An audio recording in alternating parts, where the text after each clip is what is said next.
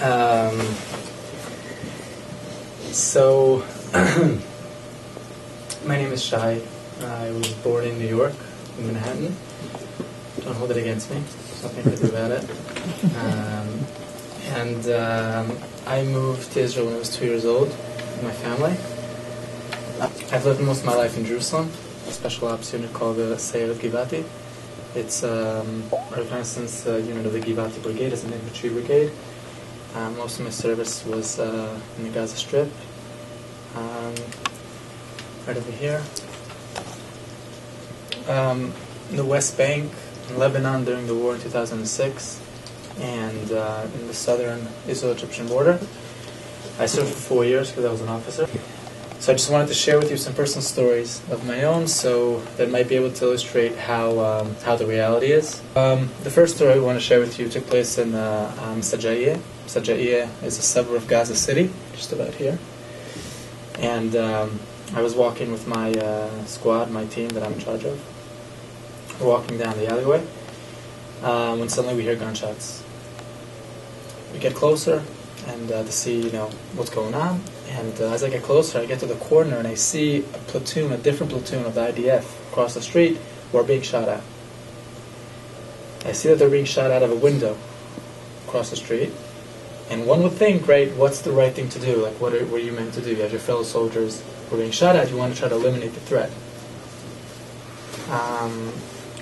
Problem is, once I get closer, I see that the gunman that's shooting from the window, right behind him, is a Palestinian mother with 3 young children.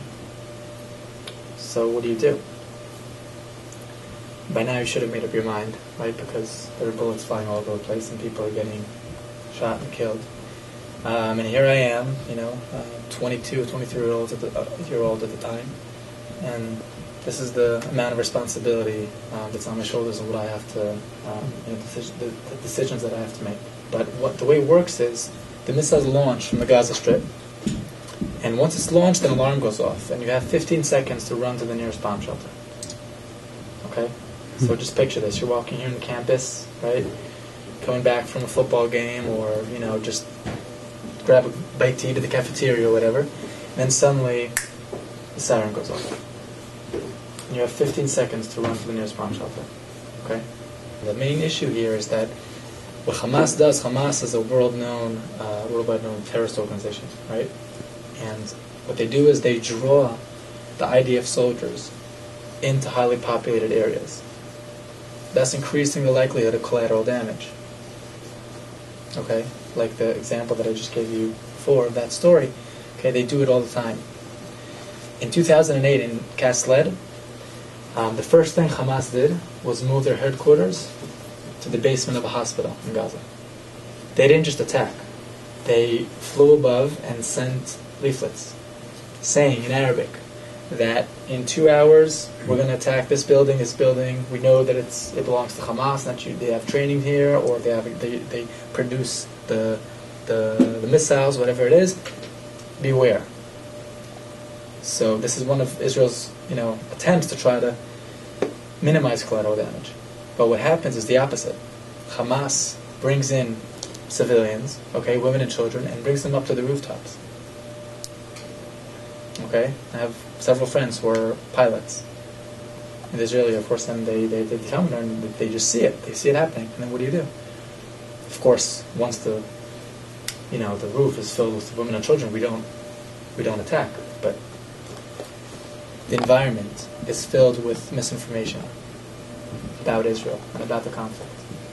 And people are talking about the settlements being the obstacle for peace. Now, regardless if we are pro the settlements, not against the settlements, that's not the point. The argument that the settlements are the obstacle for peace is absolutely ridiculous. If the settlements were the obstacle for peace, tomorrow there would be peace. Because Israel, even the ones who really are supportive of the settlements, understand that if there'll be peace right now, and we can trust the other side, we're willing to do whatever it takes. The problem is that the other side isn't willing to recognize the fact that we have a right to exist. And that's the truth, and that's the bottom line. And I think, we're just being twisted by all these buzzwords, like the settlements, and horrible words that I can't even bring myself to hear that people call Israel as an apartheid state. Let's go through this for a second, okay? I'm sure if you guys encountered Israel being called an apartheid state. Yes. Yeah. So we hear it all the time. But let's just understand something very simple, okay? Israel has 20% of the Knesset, the parliament. 20% are a minority. Okay, is this apartheid? We have an Arab judge in the Supreme Court of Justice who just recently convicted our president into jail. Is this apartheid? I mean, how can we even? I mean, just a comparison makes me feel sick. We're talking about a regime in South Africa that oppressed, tens of millions of people. Different bathrooms, different faucets, different I don't know what, right? I mean, here I am in university. On my left and on my right, I have, Arabs sitting next to me. And I think that you guys here, all of you, whichever campus you belong to, and just, your community and your friends or co-workers or whatever it is, you guys can help us. When I say us, I mean Israel. But to really try to help people understand and try to fight the misinformation that's being given and that we're up against. Now, like Chen was saying before, when I was growing up, my mom would say to me, and my teachers would always say to me that when you'll be 18, you don't have to go to the army, because there won't be an army. There'll be peace. Sadly, it's not the case. And trust me, if it was up to me, I'd rather pursue my career, I'd rather go play music, I'd rather go travel, I'd do a million other things, just not go to the army. But once the reality is the reality that we know today, and once we know that we have to defend ourselves, and I gotta say that I am very proud to serve in the IDF and to serve my country and to try to protect the civilians. And I can only pray and hope that when I'll have kids, God willing, I'll be able to tell them the same thing, and hopefully one day that it might be true. Thank you very much. And they're going there. They had a big house. My great grandfather was a judge, as I told you, so they can afford a big house. And she's going up the stairs with her husband and her kid, and they had a big window that was looking directly towards the main square in Baghdad.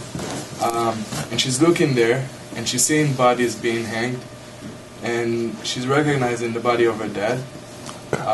My great-grandfather was executed in Iraq in 1952 because he was Jewish, because he believed that the Jewish people should live freely in their country, in Israel, because he was a Zionist. But again, it's really not unique. Jewish people were forced out and killed all over the Middle East, and the only place they had to go to was Israel. But they got to Israel, beautiful Israel. This is a picture from Tel Aviv. My house is actually somewhere here behind in that street. We have amazing weather, and Tel Aviv was chosen to be the best party town in the Middle East. I don't know if you heard about it. The competition is not very tough, as you can see in the Middle East. There's not much competition, but not only that, Israel is still the only country that respects LGBT rights in the Middle East. The only country where a person can say that is LGBT and not being executed and not being forced for labor. The other countries, for instance, I'm gay, so if I'll go to the West Bank, for instance, and I'll say it out loud, I'll be executed. If I'll go to the Gaza Strip, the same thing.